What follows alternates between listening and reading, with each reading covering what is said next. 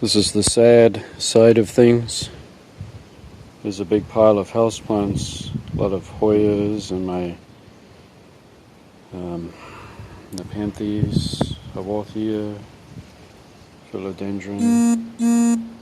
I have to throw them away. Still more to come. And I'm trying to bring along this fairy castle.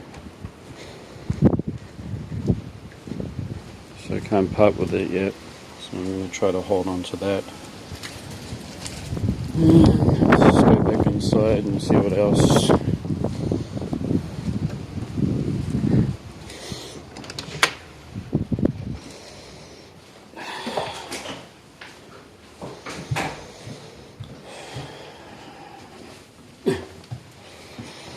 Up the stairs. You can hear an echo in here because there's nothing in here, no furniture anymore.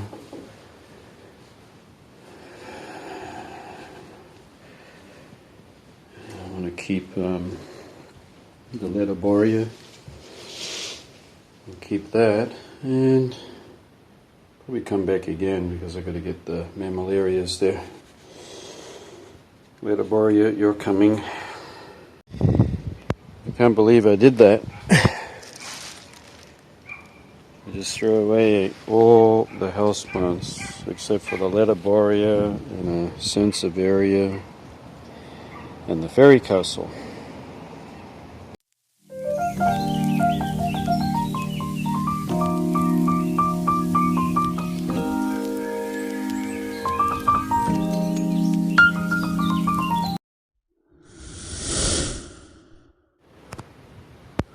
Hi, welcome back to My Life with Plants. I'm Newman, and we're going to have a little tour of this new garden. So we'll start off at this end, and by the way, not everything is here. There's still a lot of plants left over, but the reason for that is I'm living in a different place and the collection of cacti are quite large, but I do have some space left for those that love extra water. But this is about the amount I've brought over, and I might bring over a few more. This is I actually want to get some plant stands because I don't want them sitting on the ground, and the reason why is mealy bugs and pill bugs and all sorts of pests can get up into the root system, and ants, so got to get some pot feet. So this is Cylindra puntia monstrose. You may see a little Mammillaria nervosa, not nervosa, so gracilis in there. And I got the Deutericonia right there. And I got one of 3 Mammillaria elongata copper kings. But here's the thing, I could have 5 of them, and I want to bring all 5. But this is the mother plant, and once upon a time it was dropped and some pieces broke off it, which meant that I grew 2 more, which are really beautiful, and wish I could bring everything, but never mind. Down here in flower you got the Gymnocalycium Mihanovici, and this one here. They're in flower at the moment, and so is Berucci, which has marvelous looking flowers. And up here I put this wire on here so it wouldn't fall off, and it's a nice full pot of Mammillaria gracilis, which is looking really great. And down here is my other Mammillaria elongata. So these ones are just underneath the eave of the house. They get some protection from the rain. Out here in the elements, these 2 Mammillarias. This one is Mammillaria herbella, and you can see here in these buds coming up, so it's about to flower, and Mystax, and I still have the babies over there. They're in the back of my mind, so I don't want to leave them there. I might bring them over tonight. Yeah, but they're only just small plants. But this is the mother plant. had for years. I think I had these two plants for more than 15 years now, or longer, maybe 18. This one's not that old. I haven't had it for very long, but it's colonized this whole pot.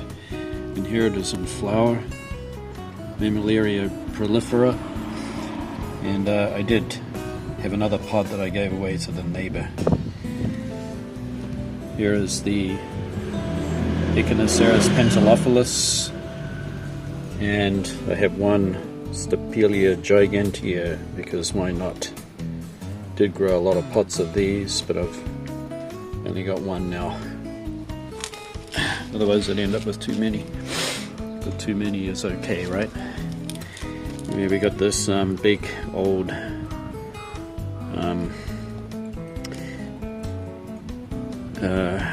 Echinopsis uricei. I've had for years. It's probably the mother plant to all the ones I have, especially the nice big potted one on the balcony. And still in bud is this peanut cactus, Chamaecyparis silvestri. And I don't mean to knock off the babies, but they get knocked off, and then I just put them in and they grow more. And that's why I've got another pot here and another pot there, because pieces get knocked off. This is an Echinopsis, that really giant, big growing one, and it's getting plenty of water now, which is great. More buds on this hybrid. And this is my Opuntia humifusa that I have here.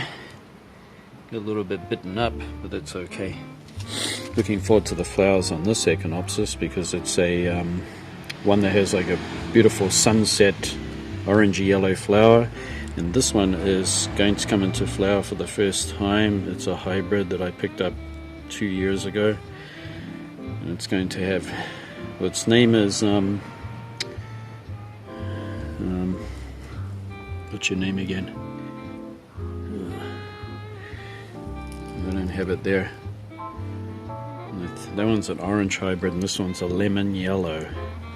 Here we have two Echinocereus, or Echinopsis subdenudatus, which flower plenty. You'll love these.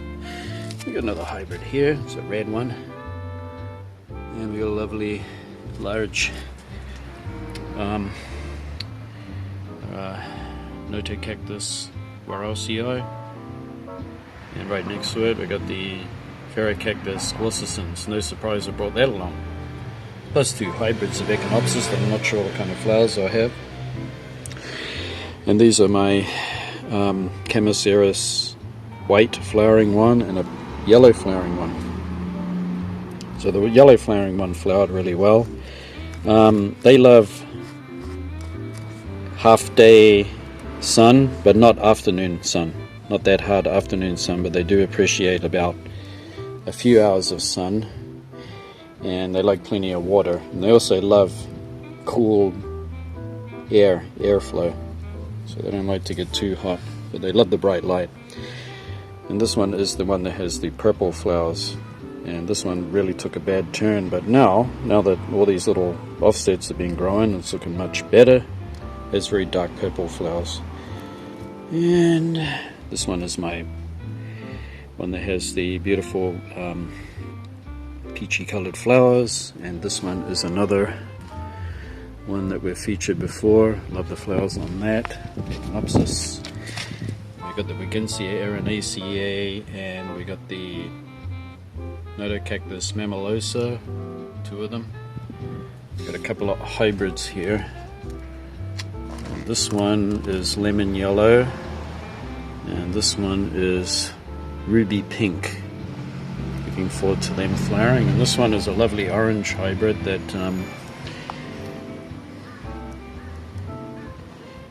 I have yet to see what the flowers look like. And this one, I'm not sure at all. It was one that they said that it was pink. So let's see what that looks like. And because I love Notocactus atonus for its flowers, I have two more. I brought them along, plus two Echinopsis here, subdenudatus. Here's that one that I pruned all the babies off it. that has a big multicolored pinky flowers, and then we got this one. It's an orange, sun orange it's called. Looking forward to that. And a pink one, salmon pink. And we got another Notocactus here, looking nice. They do appreciate plenty of water during the growing season, and I've seen a huge one that was the size of a watermelon, and that person brings them out every summer and they just get plenty of rain. Same with the Notocactus Leaning Halcyoides. Got that lovely one there. This is, let me put this here. Alright, so we were looking at this. This is Notocactus Leaning Halcyon, and I bought this about 4 years ago, and it was in a little pot, really tightly fitting in there. You may see a lot of organic fertilizer, but they love it. Notocactus love organic fertilizer. You can put plenty in there. You can see it here, right? These roots are really digging into it. I like it, and it grows really well in this in the climate here, so of course I choose what I can grow. You won't see any Turbidicarpus, and you won't see any Areocarpus, and you won't see any Astrophytums. They really hate the humid summers here. Even if I put them under the eaves and try to keep them away from it, there's just one thing that they cannot stand. They're too much of a desert plant, and you have to have some kind of extreme humidity and heat for them to really hate it. If you are living in a humid climate, maybe it doesn't get hot enough, but here it gets up to 37 degrees Celsius going by the weather. And if you were on my balcony, that former balcony I was on, it's like every other day is 43 degrees. And if you have the humidity that's up in that 90s in the monsoon, it just kills them. But that's okay, you know, you can't grow everything. And I think I've said before that even if I didn't have these cacti and I was living in a desert and I had Astrophytums, I would be fine with it. Just growing what I can. So yeah, I love all plants, so I'm not so fussy. This is looking really great. Like that plant, like those fluffy, fuzzy, bristly. And I have one crassula, or a couple of the same. That was a gift from the neighbor. And then I have two succulents. This one is Sedum Graptosedum, and this is also a Graptopetalum hybrid called Supreme. And they are about the only two rosette succulents that can survive in my climate, and I can get away with Echeveria agavoides because that thing can freeze in winter. It actually has the special adapted cells that the cytoplasm that's around the cell is specially designed with a lot of polysaccharides or sugars, and they tend to turn into a glassy substance rather than into a shattering substance. When something freezes, it tends to shatter and destroy the cells, so they have that in them. And nobody will ever know how cold hardy a succulent is, but you soon figure it out, because these two were actually not ones that I bought. This was in a deserted house that was close to a workplace, and the house had already been partly demolished, and this is sprawled out over a pavement, or like a paving area like this, and it was growing all sprawling out of a knocked over pot, and it took some and grew it. And this was also, I cannot remember at all. I don't have any information on it, but this one is extreme cold hardy, down to freezing temperatures, and it can survive the monsoon. Even though it might get a little rot, it has a great ability to recover its cells. Yeah, from extreme damage from heat and humidity. And over here you can see those little spots. Yeah, so everyone gets those. It would be the humidity of some part of some week we had was extremely humid, but this is the Cereus peruvianus, and it's looking really great. And I've shown these a few times, but these were about $2 each. They were marked down. They don't mind the cold. We've got a couple of euphorbias, one here and one there. This one got a trim the other day. They're cold hardy, they don't mind plenty of water, they're in good draining mix. This is one crassula, superbum,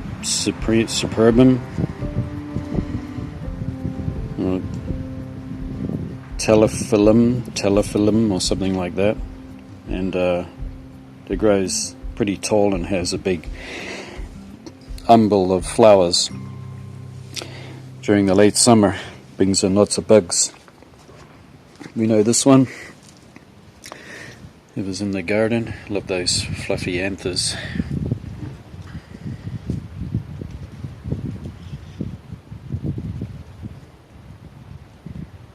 You see here, fluffy anthers. Oh, here we go. And why have they got fluffy anthers? I looked it up and it said that the anthers are fluffy because it displays the flower much more than a flower that doesn't have them, apparently, and brings in the pollinators. It's to attract them because it lacks nectar. It's only got pollen. I love this plant, and the good thing is that it can put up with the cold too, so that's a good thing. You can see over here that this is a Phaeus flavus, and it has the new growths coming out of here. 1, 2, 3, 4, 5, 6. So that's really good.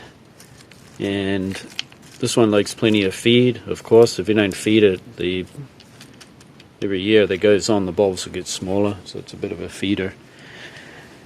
This is one of my Latilas. So it's one of the native orchids. Over here is the catnip in the flower store. Looking great. We've got a bamboo, so I love bamboo, especially this variegated one, and it's native to Japan, so it's one of those dwarf bamboos. There are literally maybe 150 varieties of bamboo in Japan. Be careful what you introduce to your garden. Some of them will take over for sure. Even if you live in Britain, they're having some trouble with bamboos. But if you grow the dwarf one in the pot here, it should be fine.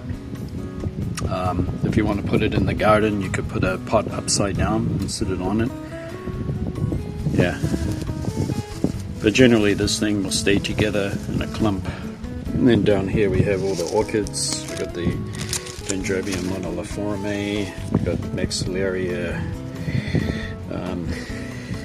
variabilis, pygmaea. It has these new growths coming out. And I'm lucky because in this particular spot that I'm growing in this place, which is kind of narrow and long, the afternoon sun moves over the other side, so these plants are actually in heaven right now. Out in the garden they were getting cooked because of the west sun, but it's moved over the other side, which is great, so I'm going to have more success with these. This is the Dendrobium linguiforme, and otherwise known as Dockerilla. These grow all the way down to Sydney, Australia, which experience temperatures down to about 5 degrees Celsius in winter. And it says it likes a dry winter. However, I've seen photos of this growing on rocky outcrops with plenty of moss around them, so that lets me know that it's not that dry. So a little drier. And this one is Sayuri. It's a hybrid between Monoliforme and Nobile, and it puts up with the freeze. So this is about the biggest. This one is the largest growing orchid that I have that's an epiphyte that can be grown outdoors. Down here, hanging on this big pot, is Angraecum distichum, which it should be putting out some new growth soon. I think it is right there, you can see it. It's been up and down over the years just because of where I've been growing them. And over here we have a Dendrobium monoliforme that I bought at the nursery, because actually they have a lot left over. I'm not surprised all the people haven't bought them. I mean, how could you not want this? And down here, check out the flowers on the Gastrochilus japonicus that used to be classified taxonomically as Sarcochilus, but it has its own family now.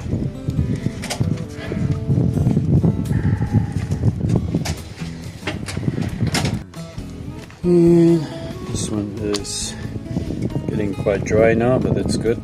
Time for a water. Sediera japonica. It's the only one I have left. That's Phalaenopsis, so I had to get rid of a lot of them. This is a Cattleya rundi, and I'm looking forward to the time when it actually does flower. Secundum. This is Dendrobium secundum. It's a miniature, and boy does it have nice, lovely flowers. This is one little miniature that we can all grow. If Terry's watching, now you have a miniature Dendrobium that you can actually grow in your greenhouse. It'll be fine. As long as you pick a breezy place like here and it doesn't get any afternoon sun, it should be fine. Absolutely. It's absolutely covered in these porcelain white flowers. And I've been having success with it, as long as it doesn't get afternoon sun. And this is Sarcochilus, and it's looking really healthy. Got a spider there, look. There's a little spider, and he'll look after things. Right there. And the good thing about this is that finally it's got its first flower bud coming out, so I'm looking forward to seeing it. These are not fragrant, they are native to Australia, and they have flowers that are little pansy-like looking. So it might remind you of a tiny oncidium, or what's the other one? It may remind you of an oncidium or a Miltonia. You could mistake it for that. But there's something great about this orchid is that even if it gets rot, which it has many a time, where the water gets trapped in there and it rots the middle, this one has a great cellular structure or system where it can actually recover from it, and apoptosis is the word, where those harmed or damaged cells are quickly taken care of and the damaged part is sealed off and the plant regrows from where it left off. So it's got a really good ability to do that, so that's great. That's a great survival technique this orchid has. Looking really great here is this Dendrobium monoliforme, which has a lot of new growth coming off it, and that's great. This one here, we'll take it off. This is Dendrobium striolatum. This was a very late purchase, but I had to buy it because this is pretty cold hardy orchid. It's actually native in Australia all the way down to Tasmania, and Tasmania is kind of cool.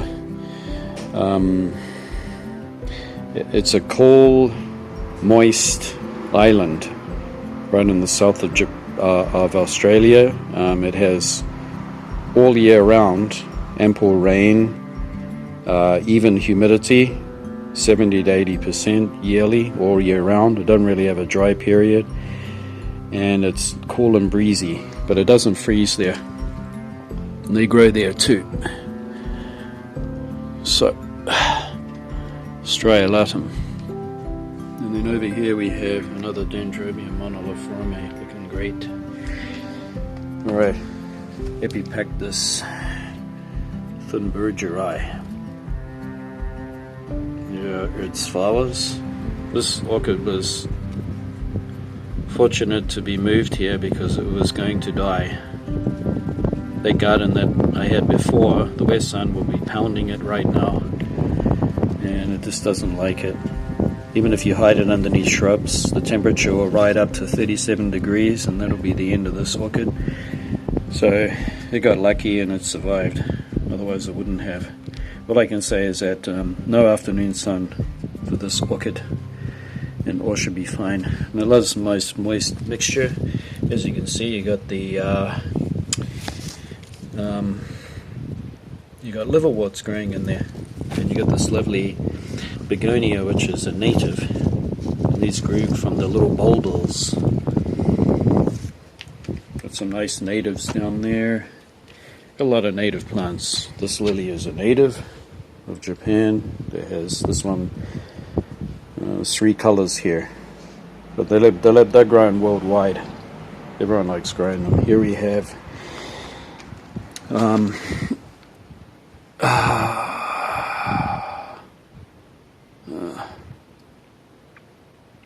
I gotta go through a lot of names all in one shot today. This is Brassavola nodosa. It is native to southern Mexico and Panama, and is very commonly described as growing in mangrove swamps.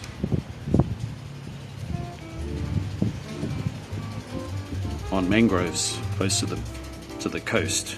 So it's one orchid that does not mind a dry winter rest.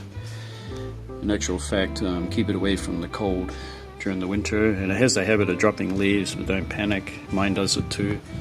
But this year it's put out a lot of new growth. 1, 2, 3, 4, 5, 6, 7, 8.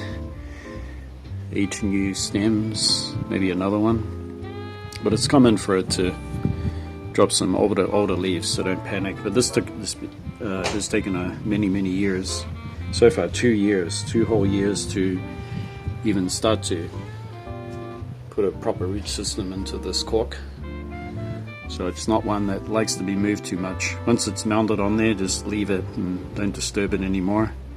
And if you have to make a division, don't rip it off the mount, but rather just cut the piece that's hanging or outgrown away from the plant. It would be your best bet. This one is Little Stars. It has 1, 2, 3, 4 new growths, maybe some more, and they need a feed. So I'm going to give them some liquid fertilizer, and I got to go and get my watering thing, sprayer, because I keep forgetting it. Typical me. When I go and do something, I forget why I went there. And this is Epidendrum falcatum, and I love Epidendrum falcatum. It is one that I'm always going to love, and it has 1, 2 new growths, and this one didn't flower, however another one did, because I got 2. And this one is Gulf Shore's Beauty, which is an Epicatlia,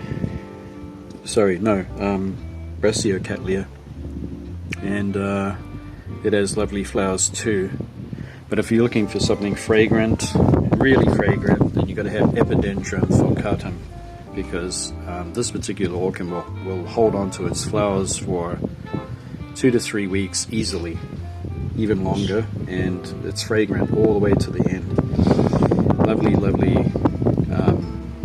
lily-like fragrance, actually almost identical to these lilies. Alright, these are just some native sedum succulents that I like growing in pumice, and over here are the Selaginella, which are native to the US. They have their own species, and they even have ones in the desert. This one is one that grows on rocky outcrops on mountains in Japan. Lets me know it needs water, starting to curl up a little bit. This is a native plant of Japan, Pachysandria terminalis. It has this really neat looking leaf that looks like a fork. However, you should be careful of native Japanese plants because they can be really invasive, and climates that don't get freezing temperatures, that kind of gives them a dormant period, and if you put them in a climate that's moist all year round, they can become pretty invasive. Right here is a chrysanthemum, and they are native to Japan, thus they grow really easily. This down here, I can't remember the name of it, but it is not a native plant. There's actually one here. It's a herb that's native to East Russia, China, parts of China and Korea, but it was introduced here 700 years ago or about, and it's used as a wrap for rice and fish. You can just eat the leaves. They're full of anthocyanins and flavonoids and those kind of beneficial things that you need to build up your health, right? And over here is the those little spots on it are normal, even though it's a native begonia. The leaves will get much bigger on it, and it'll flower. It'll make little bulbils, which are so fascinating. Little bulbils along the stems, and it's deciduous. This is hollyhock. Hollyhock is a biennial, so it'll grow the first year, and it'll die back down to the root system, and then come away the second year, and then flower. And usually the plant can be an annual, so it can keep growing and growing. There it is pushing up a shoot, and you can see the soil. It can grow pretty big, okay, but you can cut it, maintain it, and it'll self-seed. These are the calanthes. Got a couple. You may notice that one flowered, one didn't. This yellow one didn't flower, unfortunately. This is a native, and it is a Deutzia, and it's in the hydrangea family. Got to have natives. This one's not a native, but they do have native ones of Equilegia. They have native ones in Japan. And this is the native sedum, Sedum seiboldii, and we got the another. Well, that was eaten right off perfectly. Like some hungry buck. But hey, these garden plants that I have, they're okay if they get eaten because they're deciduous. I still have one flower open on the. Look at that. I love this one. And it's looking really healthy. Hoping next year it'll have a better root system. It is a kind of Boletilla, sorry. And these are my 1, 2, 3, 4 hostas.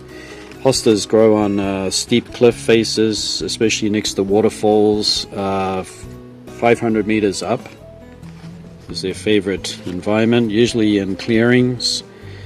Half-day sun, and they love the moisture and the humidity. And I've had this one for years. When I rescued it, I put ropes around it and I put it on the bicycle.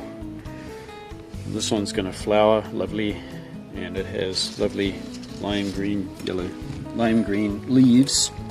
This one's a little bit burnt. Never mind, probably from the old property. This is the typical looking hosta leaf, plain green, and this one is in flower. Great. And you know what those are? Oh my gosh! Those are thrips, because actually thrips are native to Japan, and unfortunately they made their way to the US where they have run out of control, but here they're in control. You will get some and they'll go inside flowers and screw them up, right? But these plants are used to them. They've evolved with these pests. So they got their own know-how. One of them is their what they put out in their sap to deter predatory bugs. So the bugs are going to eat a certain amount but not do enough damage. So those are thrips. Now the thing is, if you want to get rid of thrips and you're in the US, if you see this, don't panic and don't go and grab all your insecticides. Try to plant native plants, native to Florida, especially the Floridians that grow a lot of orchids. I encourage you guys to grow a lot of native plants and make a bed or a garden. Plant as many as you can that are native to your area, and that should help with the thrips a lot. If you want to save those flowers, by all means spray them, right? But you're going to build up your defense, which is all the beneficial bugs. And over here, Elasthanema, I hope I'm saying that right, the Peruvian lily, but it's not a lily at all. But I'm so happy to see these flowers open. Great. By the way, these are not infested by thrips, so the thrips have kept away from it, which means that it must have a good exudates coming out that are making it taste bad. And this one is another Elasthanema that has flower buds on it. Great. There's another Selaginella there. Orchids. This one here is a native Dendrobium tossaensis, and it has put out a lot of nice new growth, looking great. Down here, Dendrobium chrysatoxum. Looking forward to that flowering because it's the bomb. This thing is magnificent. And I've got my only Vanda Javate, and I can't believe I still got it. There it is. And almost in flower. Just about to open. And it looks like it's going to be yellow, so that's great. This Lycast. First time it's flowered. Put you right back there. I'm glad I got all these pebbles down here. Makes it easier to weed. We got lots of native. We got the Sayuri here. You can see how big these canes are. This is the hybrid that can stay out here all year. This is my other Epidendrum falcatum that flowered. Very hardy in the winter. Just give it a dry rest. Don't have to worry about watering too much. The Vanda falcatas are looking great. They put out a lot of new roots. I'm kind of pleased about it because they've been everywhere. And this is the ones that I rescued from my tree in the garden because I was worried they would be killed, and I mounted them on here and they're doing really good. Up here is my Epidendrum. Looking forward to the flowers on that. And we got some natives here. And we got the Dendrobium Hancocki I, which is just out of the reach of that west sun. Down here, hanging on this wall, great. Up here, getting a bit of the afternoon sun. The Tillandsias. This one was in flower. I think it's finished now.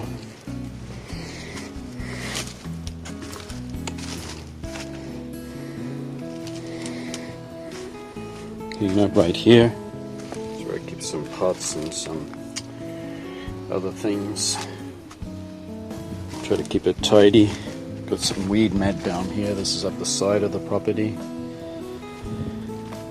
Okay. You can smell the fragrance on this. This smells really great. The coconut orchid, Maxillary tenuifolia.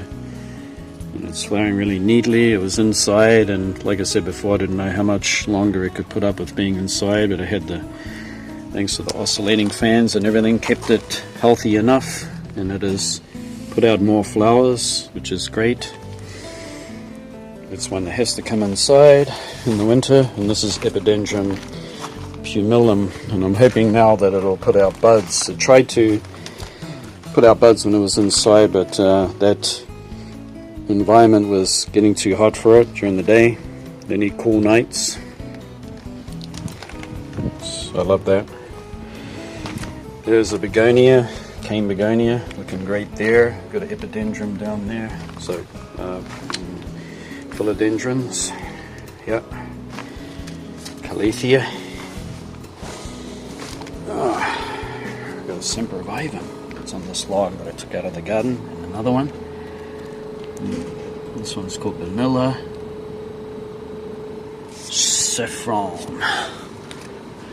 What do you call it again? Vanilla Chiffon. So its new growth is like vanilla ice cream.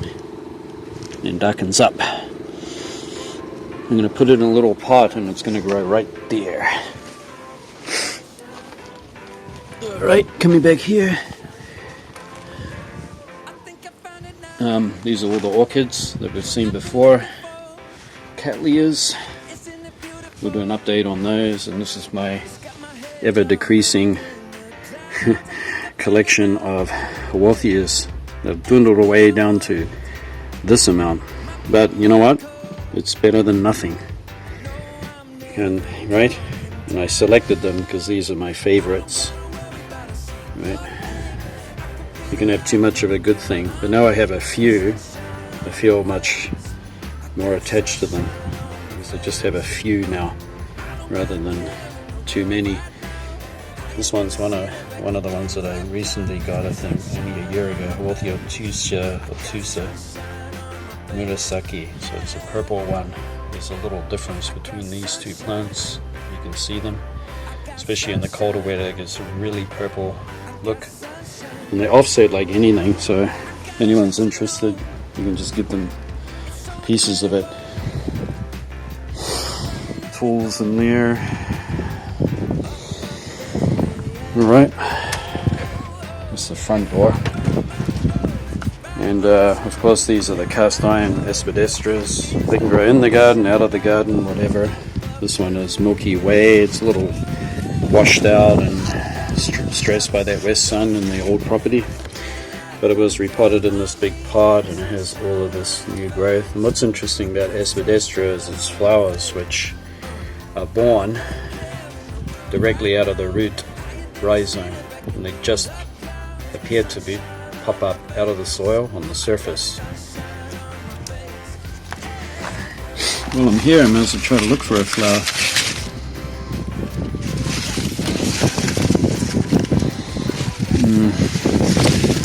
Don't see any.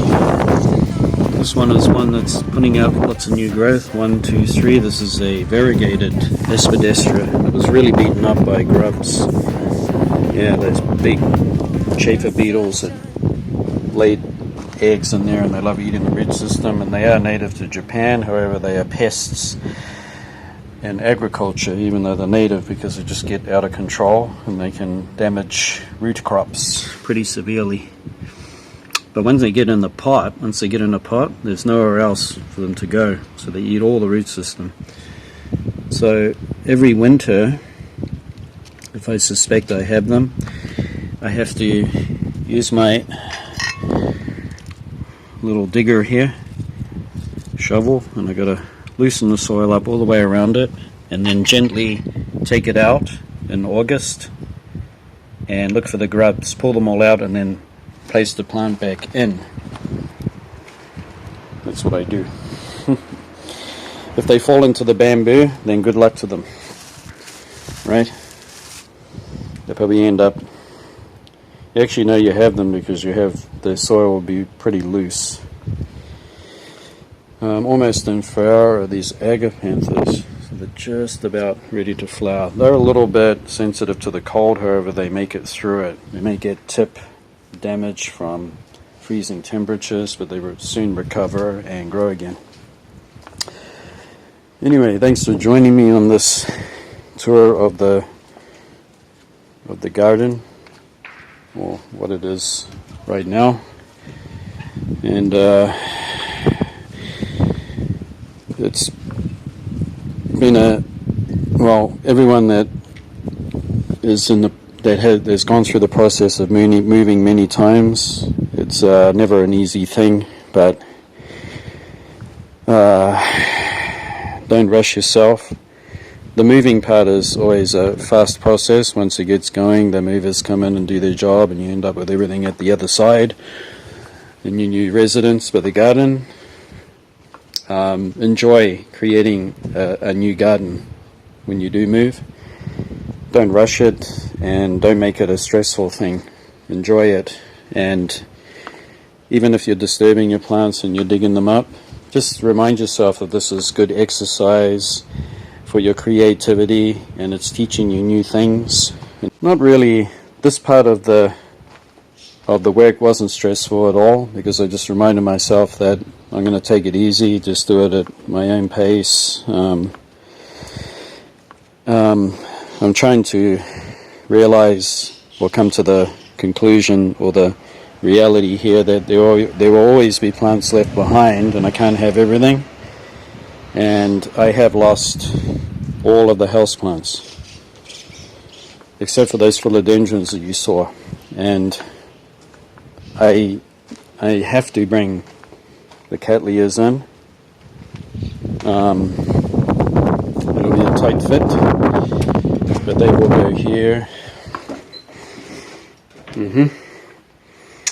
And I will be using these racks that you get here. I can actually construct a neat framework from these dollar store kitchen racks with using twist ties, and it's actually very stable and strong. So I'll bring you along when I do that, and I'll have plenty of space to hang things.